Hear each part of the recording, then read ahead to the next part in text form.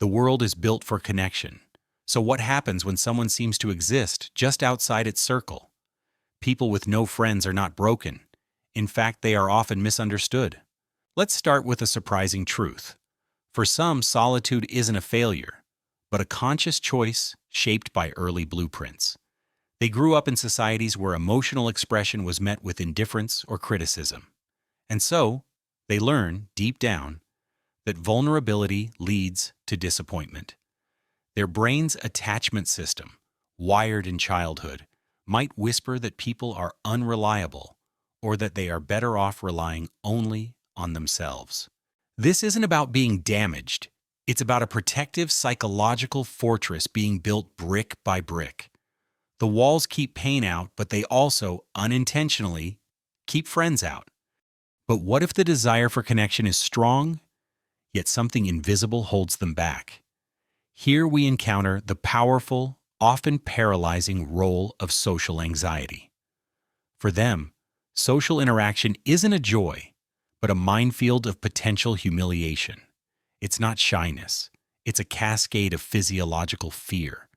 Their heart races at the thought of small talk. Their mind blanks, rehearsing every possible misstep. They'll think I'm boring. I have nothing to say. I'll be judged. The brain's amygdala, the alarm center, screams danger in situations that others find casual, so they retreat, not from dislike of others, but from the exhausting, fearful anticipation of interaction. The relief of avoiding anxiety momentarily outweighs the longing for friends, creating a heartbreaking cycle of isolation.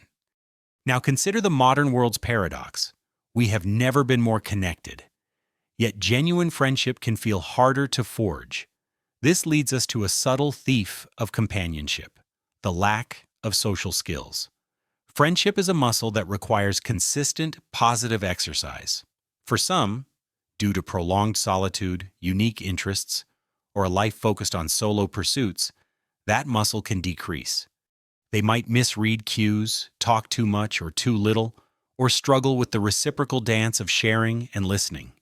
It's not a lack of warmth, but a lack of practice. The cruel twist is that lacking these skills leads to awkward or unrewarding interactions, which then reinforces the belief that I'm not good at this, making them less likely to try again. Next, let's look at this powerful insight: the pursuit of depth over breadth. In a world obsessed with networking and follower counts, some individuals have an intense need for profound, meaningful connection. They find the ritual of casual friendship, the small talk, the surface-level plans, to be emotionally draining and ultimately unsatisfying. They'd rather have no friends than a dozen relationships that feel hollow. It's a different wiring for intimacy. They are waiting for the person who feels like their person, and in that diligent, patient waiting, they can appear closed off or disinterested. They are trading the noise of the crowd for the hope of a true echo.